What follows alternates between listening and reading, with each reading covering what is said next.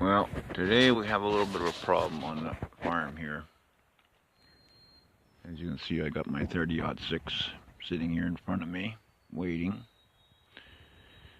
In all the years that I've been free-ranging my birds and my cattle down there, in all the fields, down the big hydro line over there, all the bushes, everywhere, I've never had a problem with predators until this year.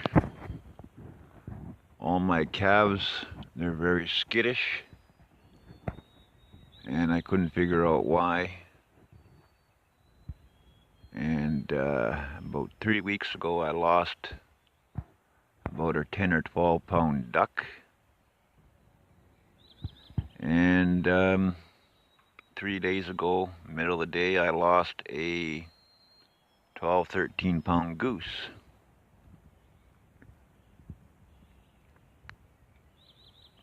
And I'm not really sure what it is, but the trail coming up through that area, the big steep hill there where these spruce trees are growing here on the right hand side, there's a trail that comes up the hill where the grass is well laid down, and they've gone under the electric fence.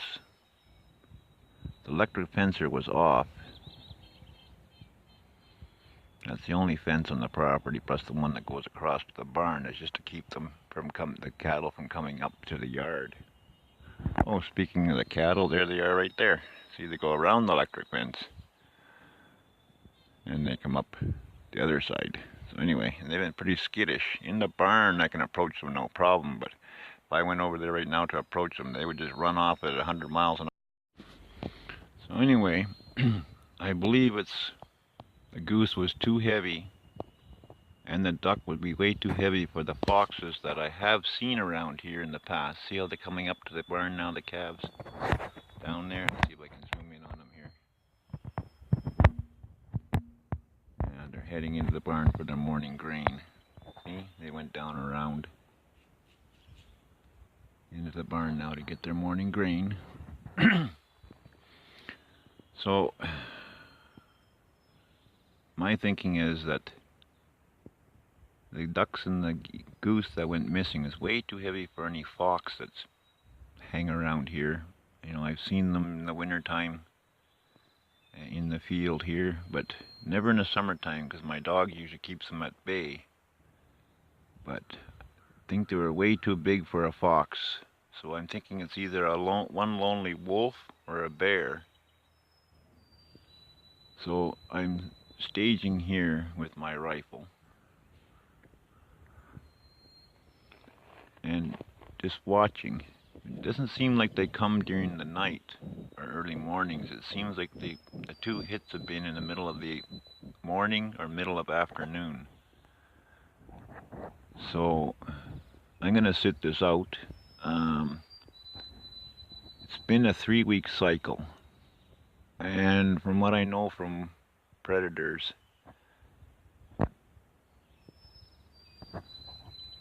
that one goose will do one wolf or bear for 2 or 3 weeks while it travels its route and then comes back for another one.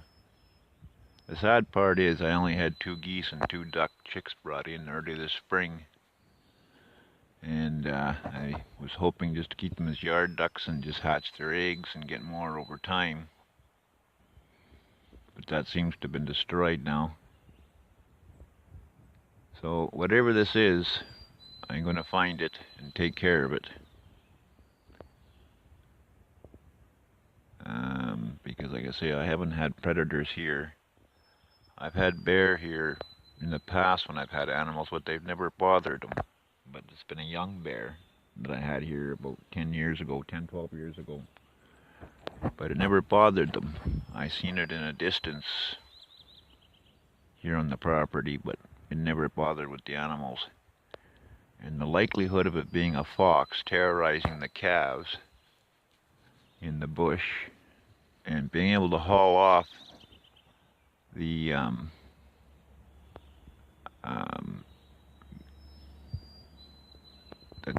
duck and the goose is very unlikely.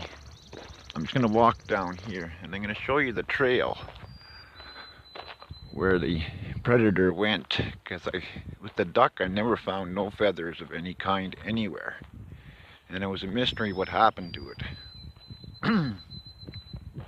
And I combed with my dog, zigzagged the whole bush back and forth over here, and we never found no feathers, no nothing. But with this goose that went missing, I'll show you.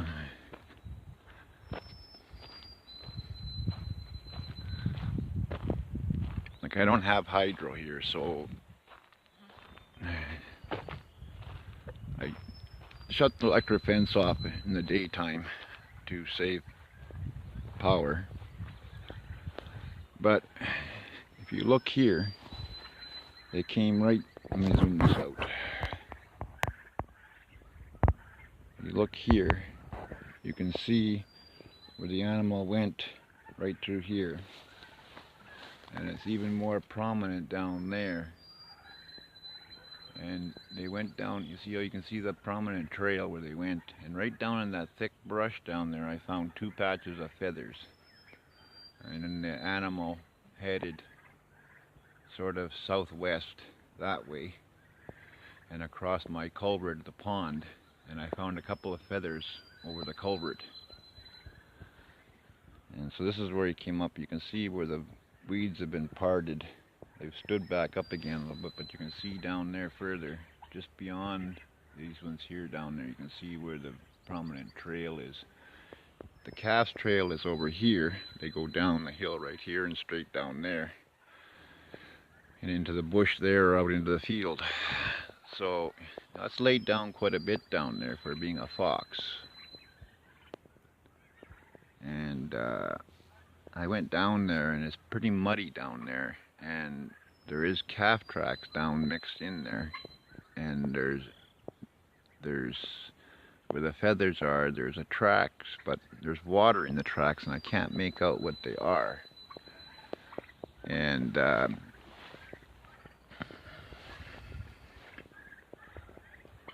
have a sneaky suspicion it's one lonely wolf. I haven't seen wolves here since 15 years ago when I had a pack of them on the hydro line hanging around, and I kept shooting them and they still hung around. Finally one day I took out the leader and they scattered, and then I never had any more wolf problems after that. And but people in the area have last summer had reported that they'd seen a wolf in their yard, and I just have the 1 duck left here now out of 2, because the other duck was taken out 3 weeks ago. And there's the other goose, and you can see how big they are. You know, that's a 10-gallon drum standing there, and you can see how big they are compared to that 10-gallon drum. So I highly doubted that it was a fox that took it.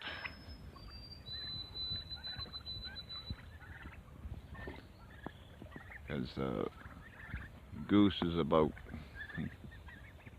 2 to 3 times the size of any fox that I've ever seen around here. And but it was 3 weeks apart from when the duck was taken and to when the goose was taken, and both days I was not home.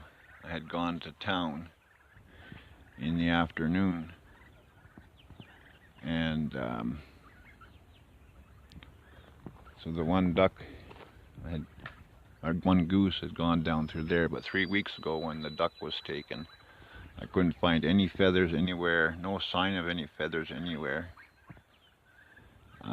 All the chickens are accounted for. All the meat birds are accounted for. All the turkeys are accounted for. But the turkeys are penned in there so they don't get sick from eating the and die from eating the chicken manure. So those are the only predators we have around here, is basically foxes, wolves, and bears. That's basically the only predators we have. We don't have cougars here. We don't have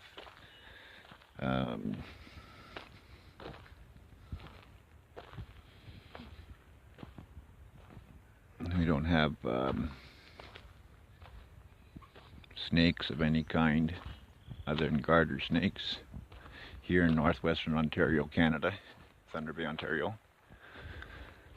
So I'm a little puzzled. The evidence is pointing that it's either a bear or a wolf. Like, why didn't they take, well, a fox would go after a chicken.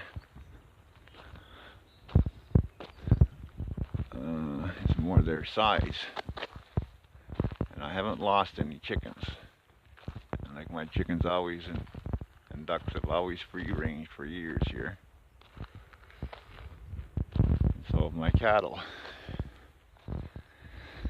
And I just got a call this morning, or I shouldn't say a call, a text, but got a text this morning from a dairy farmer wanting me to take a set of twin calves, one heifer and one bull. And I questioned him why the heifer. And this is something I didn't know, and it was a symptom called, it's the worst symptom or the worst problem in cattle, is when a bull calf and a heifer share the same uterus. They get Free-Martin syndrome, where they share the uterus, and the heifer is basically not breedable. Plus another bull calf he's got. So I'll be picking those up next week, adding 3 more to my already 4. It was interesting to hear that this morning. Like when he texted me and I questioned why he wasn't keeping the heifer for himself. And I said I wouldn't kill the heifer for beef because I would breed it. And then he said that the Holstein heifer is no good to him because of Free-Martin. And I wasn't sure what that was meant, so I Googled it, and that's what it told me. And I found that rather interesting. You know, that doesn't happen in humans, or dogs. And I've been raising cattle for many number of years, and this is the first I heard of that. Mind you, I've never had a cow that gave birth to twins at all, period, never mind twins with a male and a female. So this was something I learned this morning. Just wondering if anybody else has heard about that. Okay, thanks for watching, and appreciate it if you'd share these videos and help me get more viewers on this, and I'll gladly put out more videos, but you know, it's not much incentive when I don't have very many views on it and not very many subscribers. That is like why do it, and I still keep doing a few here and there, but I'd like to do a lot more and invest in better video equipment. But until I build this up, and it's taking, you know, I've been at it for a few years now on all subjects, from farming to manufacturing stuff with steel to repairs to, you know, I'm a jack of all trades, a master of 2. And hunting, fishing, flying fishing, you know, I do a little bit of everything. I always have. And you know, I live here alone for the past over 10 years. and I broke my back in 1988, so I can't work, so I've been on a disability pension. I broke my back working for Great Lakes Forest Products in the bush as a welder. And after 2 years of recovery, I tried to go back and be an operator on a big coring delimber, but after 10 months of the vibration on the machine, 14 hours a day, basically I lost feeling in my legs and couldn't move my legs, and so I was written off on permanent disability. But anyway, I'm going to shut up here and sit here quietly for a little while here and see what comes up. I'll keep you posted when I find out what it is and knock her down.